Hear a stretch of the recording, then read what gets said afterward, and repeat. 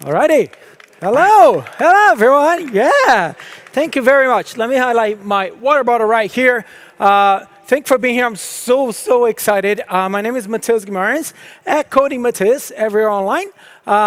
So if you take a picture, please tag me because I got no friends and family here. And I am here to talk about generative AI. Now, the good news about generative AI is that no matter how junior it may be or how senior it may be, generative AI is new to everybody, right? Except few, like data scientists. Any data scientists in the audience, by the way? No. Good, because this is for you developers. And what I wanted to do is just to make sure that everybody's on the same page with generative AI, and then show you a little bit of how it works on AWS if you're going to use it programmatically, right? But I do want to make sure that we cover the terminology and the concepts, because some people have played with foundation models, others are still learning, others kind of heard a thing or two about this different terminology, and so I want to give you at least the context to have some water fountain conversations, so data scientists don't have a one-up on you. So we're going to go through all that, and then I'm going to show a little bit of code at the end, and hopefully walk out of here with great knowledge about generative AI. Right, but strap your seatbelts, because our journey starts all the way in the 1940s, when this incredibly intelligent man did one of the earliest talk, if not the very first talk on artificial intelligence and machine learning. Anybody knows who this is? Yes, Turing, good. It shall be known, because he's effectively the father of a lot of the stuff that we know today. So during World War II, between the distractions of everything that was going on, he was thinking about machine learning, and he was thinking about artificial intelligence. So he talked to his colleagues at Bletchley Park in England, and then, once the war was over, he put all his thoughts into this talk in 1947, where he expressed that what we wanted was a machine that could learn from experience. And to do that, we needed to make sure that the machine could alter its own instruction. Then, a few years later, he matured all those thoughts into the paper that he published in Mind in 1950, where he not only proposed a lot of stuff, like the famous imitation game, better known as the Turing test, which is being put to the test a lot these days, which just means that you get to see if the machine actually is intelligent or not, can't fool you to pretend that it's human. But also, among all these things, he foresaw many of the stuff that happened during, with AI during the next decades that still apply today. That's how incredible that guy was. And then, inspired by Turing's work in 1951, is that we have the very first program, AI program ever written in England at the University of Manchester by Christopher Strachey. And that bot could play checkers. And it started small, couldn't play a full game of checkers, but by 1952, it could play a full game. It was super impressive for the time. Then, not too long after, it was followed in 1951 by Dietrich Prinz, again at the University of Manchester in England. I don't know what was going on back then. They were drinking brain juice in Manchester. And she created this program which could play chess. Now, this one couldn't play a full game of chess because chess is a bit more complex, but it could react to certain movements, and it was still very impressive. So then we fast forward to the 80s, where we had something incredible that happened. Computers made their way into everybody's homes and offices, right? And the first computer, the IBM PC, hit our homes, hit the main market, and it had 64 kilobytes of memory. 64 kilobytes, no internal storage. If you wanted permanent storage, you needed to use floppy disks, which at the time only supported 320 kilobytes of data. Right? So the point here is that we went from kilobytes to megabytes to gigabytes to terabytes. A lot of companies have been on the petabytes and many on the exabyte. So what's going to happen when we hit the zettabytes? Well, you don't have to imagine one. How about 120 of them? So 120 zettabytes is the amount that we are expected to generate in 2024 alone. That's crazy, right? But the point here is that it's too much data for a tiny little fragile human brains to cope with. So eventually, of course, we will need some help, right, to break outside of our human limitations. And of course, industry leaders, visionaries like AWS and many others have been looking at this problem for a very long time and have been making advancements in AI for a very long time, way before it became mainstream. But traditional ML worked a little bit differently.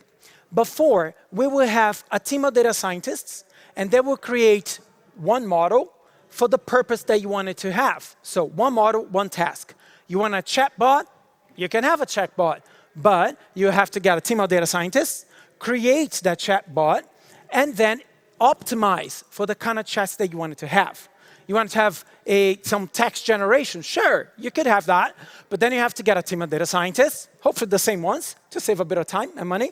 But then they still have to train yet another model, and then optimize the model again for the kind of text you want it to generate, right? And the way you optimize these models would be by using labeled data. Now, labeled data is just another term for tagging data, right? It's just fancy terms for really simple stuff. And you need to do that if you're going to do supervised learning. Now, supervised learning is when humans teach machines our understanding of the world, right? So this is how it works, pretty simple. You have, say, 2 pictures of 2 dogs, and then you tag them with the word animal and the word dog, right? And then you give it to the machine. And then the machine is going to go, OK, this is what humans think these things are, so let me extract these patterns. And then once I extract those patterns, I can make the connection to dog, and hopefully next time you give a picture of a dog, it can work out that, OK, that's a dog. I know what that is. Now, the opposite of supervised learning is unsupervised learning. And unsupervised learning is when you don't give the machines any clues whatsoever.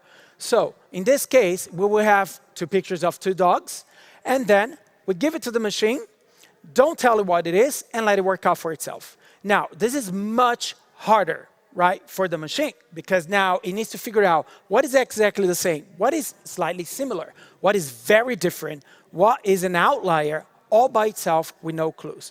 So that is why you may have heard from your boss or from a data scientist or from your colleagues that when you are going to train machine learning models, you need to give it a lot of data. That's because the machine needs to pick out every detail of every nuance to make sure and be confident that it's doing accurate conclusions, right? But, you know, the amount of data is not a problem. As we cover, we have data coming out of like our ears for decades, right? Ever since the 80s when the computer made its way into our homes and created this hunger for storing and reading information. So volume is not a problem. The question is how? How do we get machines to process all of this data? And deep learning was the answer. Deep learning architecture is called deep learning because it has many different layers that it puts the input through, and then every layer recognizes one specific pattern, a nuance. And then when it gets out to the end, it puts all these clues together and says, OK, it's a dog, for example, right? So you can imagine deep learning architecture much like when, for example, you're walking around the street and you come across a familiar smell and you start digging through your brain, thinking, what is it that this reminds me of? That is how deep learning architecture works. And much like anything, deep learning architecture kept evolving over the decades. But then, in 2017, something incredible happened. Groundbreaking, that changed our world forever and began the GenAI revolution. And that is the publication of the paper, Attention is All You Need. Now, that paper was done by a group of incredibly clever people. These are your modern Alan Turins, right? And they changed the world because if it wasn't for them, we wouldn't live in this foundation model era that we do today. Because the work that they put into this paper is what they based themselves on to develop transformer architecture. Who's familiar with transformer architecture? Raise your hands. OK, see, everybody's still catching up on this. And the thing is that transformer architecture is very cool and very geeky, right? Which in my book is one of the same thing. But it's very difficult. It's very difficult material, even for data scientists. You have to revisit many, many times until you grasp the full material, right? Which is both a statement and a little inside joke for those that understand about recurrent neural networks. But transformer architecture changed the world for many different reasons. And what I like to do is tell you why as developers, so you understand a little bit more what this is. So it's not just data scientist water-fountain conversation, but you can actually partake in that as well. And like I said, there are many reasons why transformer architecture is revolutionary, but it's primarily these three, right? Positional encoding, self-attention, multi-head attention. To understand what these things are, we need to look inside foundation models. We need to rip them open. So we're going to look inside, and this is how it looks. So inside a foundation model, it's all this blah, blah, which looks very daunting at first, but it gets easier once you realize that this is a pipeline. And like a pipeline, it has an input and output. And in this case, the input is your prompt. So it's not that difficult, right?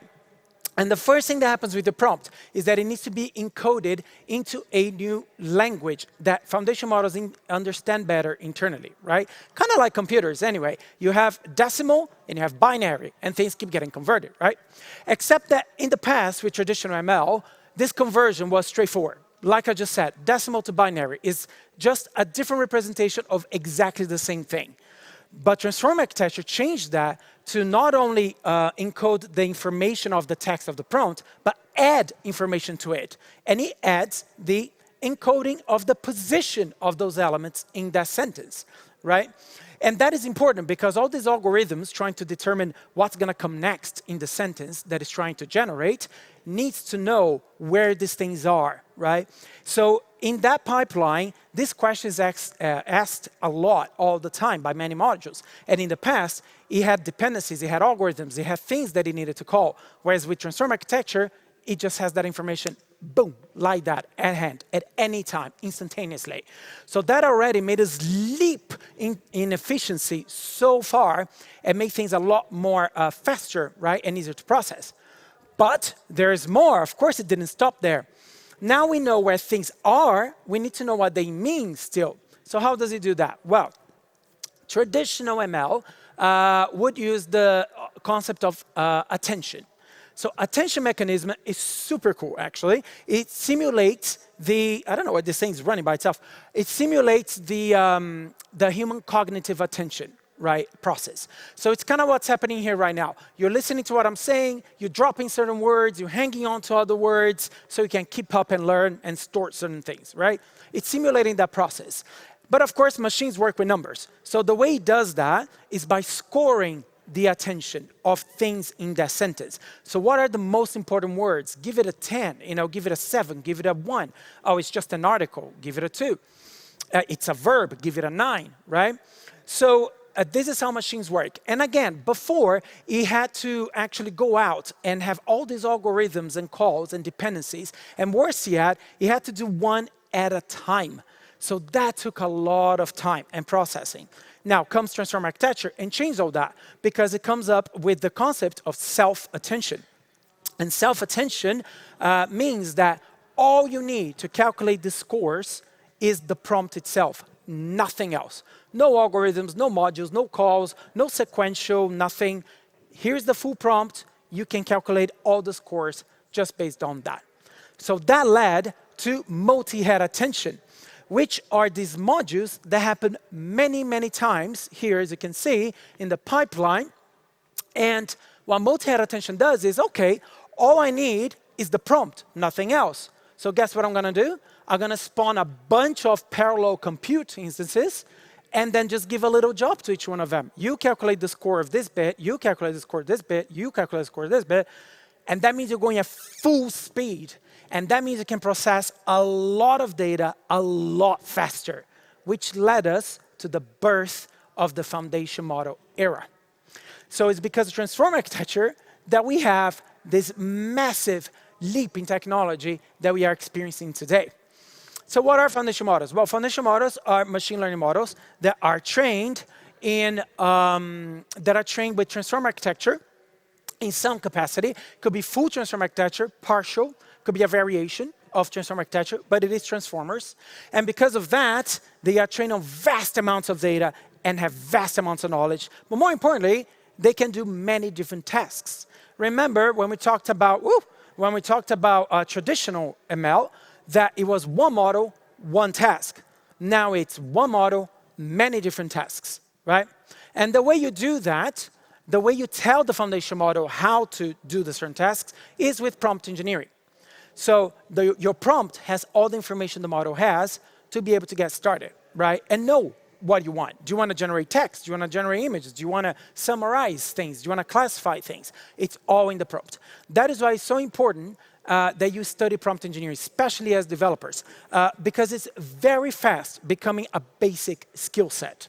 But the good news is that unlike something like web architecture, which only gets harder and harder and more complex, prompt engineering just gets easier and easier and easier.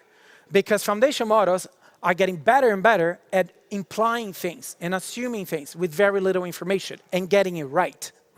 But it's still, you gotta see prompts and prompt engineering as effectively a new programming language. So much like you interact with the CPU, whether you like it or not, or GPUs or whatever, using Java, C#, C++, JavaScript, whatever. Prompt engineering is your programming language to talk to this new era, where we are using foundation models for all this stuff, which keep creeping into all kinds of industries, not just our industry, not just the tech industry, right? So it's very important. And there are quite a few techniques defined. There's like zero shot, few shot, meta prompting, all kinds of stuff, right? There's a lot of fancy names sometimes for very simple stuff. So I really recommend you jump into it, acquire that skill set, because it will do you very good. If anything, on your CV, it will become more and more important from now on.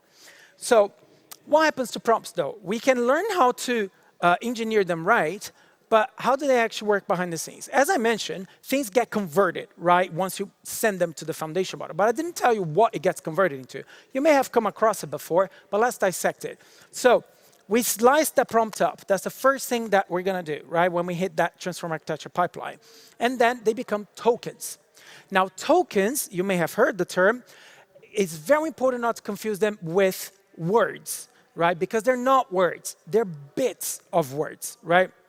In this case here, I used BERT as a tokenizer. It's a very popular tokenizer used in many foundation models, but there are many different ones as well. In BERT's case specifically, it was sliced that prompt into tokens, such as, for example, under, or scanned, or ing, right? So as you can see, they're not full words. Why? Because the model needs to come across things that it hasn't learned during training, one. Two, it needs to be able to tell grammar, right? Flexion. So is it singular? Is it plural? It matters a lot, right? Because if you send a prompt saying, give me 10 examples, or give me one example, it needs to be able to tell the difference by breaking up that word. Now, it also splits into these special tokens. This is BERT specifically. So CLS and SEPT, which denotes the beginning and end of input. And then it will continue to do that to slice them up. Now, why is it important to know about tokens? Why am I even talking about them? Because they are usually units of costs, right? So you, as developers these days, have a direct impact on costs, which is crazy, right? So it's very important that you understand this concept, because if you curate a very nice prompt, you do your prompt engineering, you should be able to project how much that's going to cost. And usually, that is done in tokens. How many tokens are you using when you make that API call, right? So here's my advice to you. If you want to guesstimate how many tokens a prompt is going to generate, put 20% on top of it, right? That's usually a very good kind of fail-safe thing. Maybe even add another 10%, make it 30% to have contingency there. And of course, you can do the model evaluation, and you can have your programs, your POCs, hit the model with different prompts and get that cost out. Yes, I really recommend you check that out. Okay, so what happens to tokens then? They become vector embeddings, right? Once they translate into the language. What's this vector embedding? Sounds really fancy stuff, right? Vector embeddings or embeddings, you can use these words interchangeably. They mean the same thing, right? And this is that numeric to binary, like this decimal to binary conversion that I talked about earlier when we were looking at transform architecture. So it will convert the prompt to tokens and the tokens to vector embeddings. That is the language the foundation models speak internally, okay? So what's this vector embeddings thing? It's, again, a fancy word for something that's way more familiar to you guys, probably. Arrays, right? Familiar with arrays, everyone? Yeah? Seeing some head nods, good. So that's all they are. They are arrays of numbers. It's just that they're not arrays of just any number. They're special numbers that mean something, right? They're representing something in the real world, or in your data anyway. And the way you get to those embeddings is by using tokenizers. Sorry, not tokenizers. Much like we had tokenizers, now we have vectorizers, right? So this is how it works. We have that image of the water bottle there, right? And the water bottle, we give that image to a vectorizer. In this case, I'm using Amazon Titan text embeddings. It's a foundation model that you can use in AWS to generate vector embeddings from your data.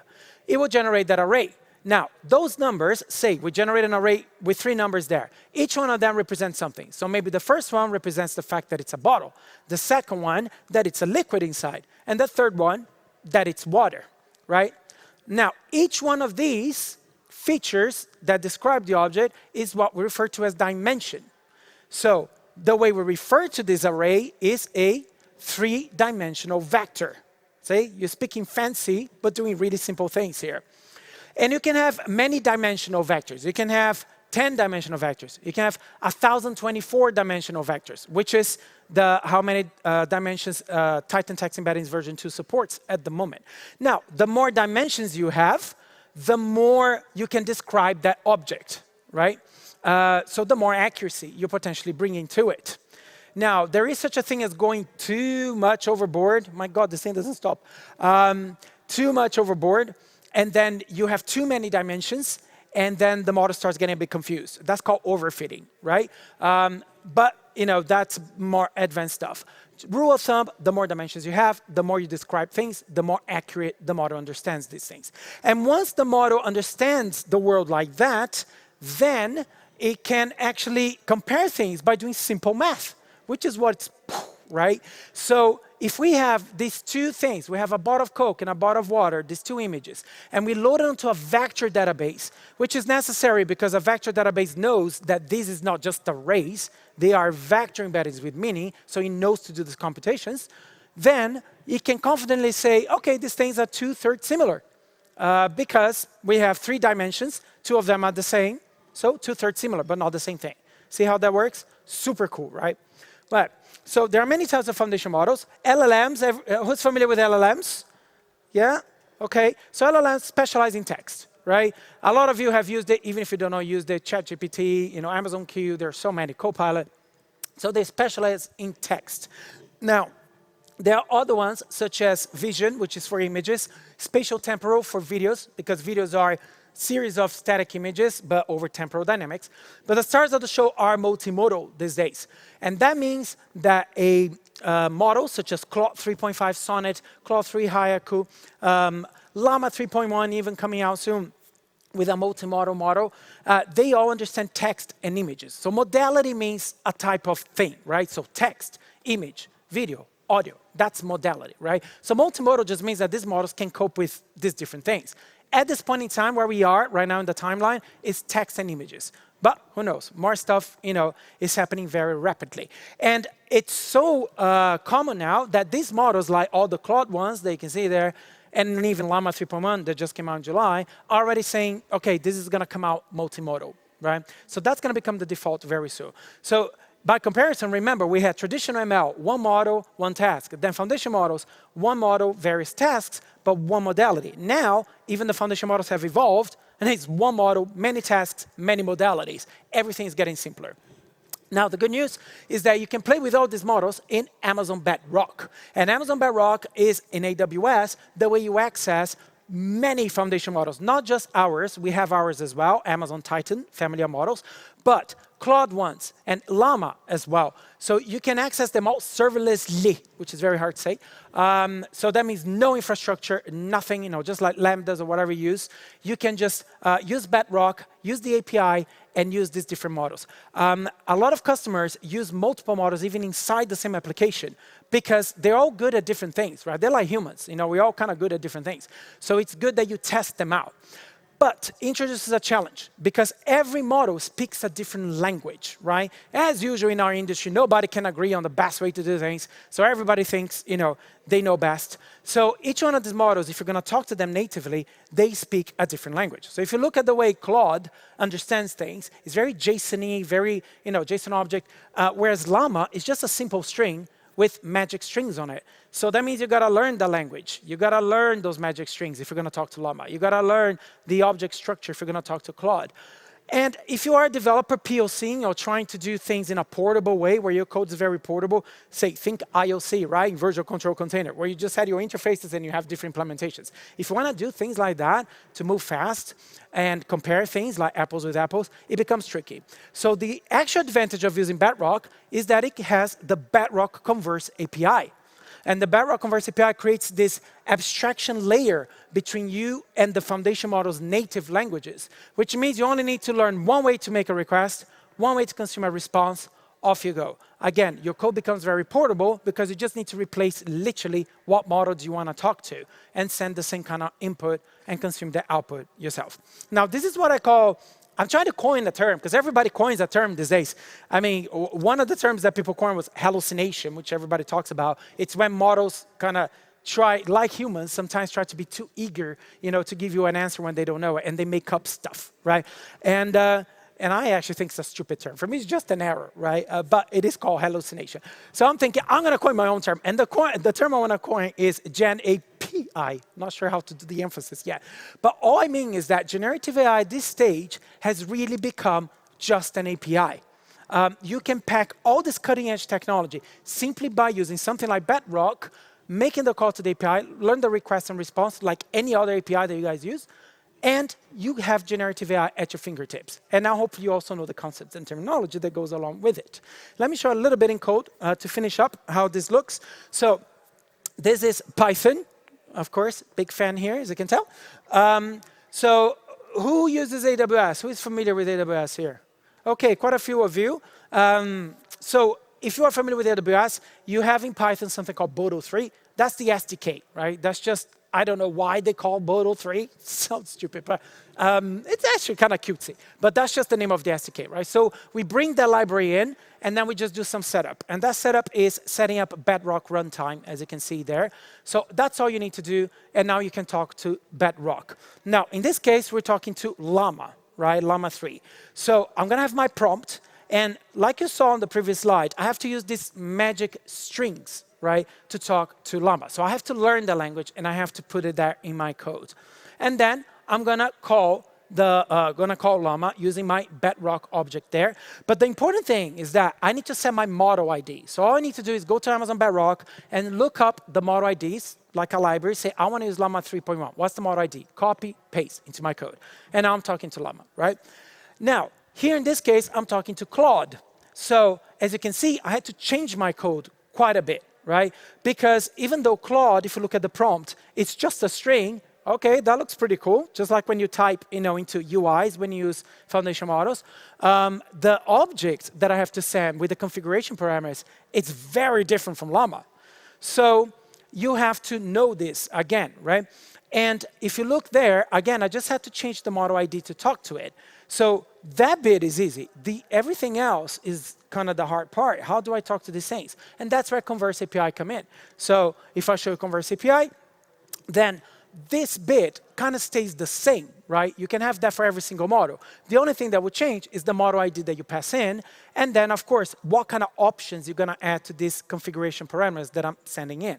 So once you learn it, then all you need to do is have that block, keep changing the model ID, and you're talking to different models. Really cool stuff, right?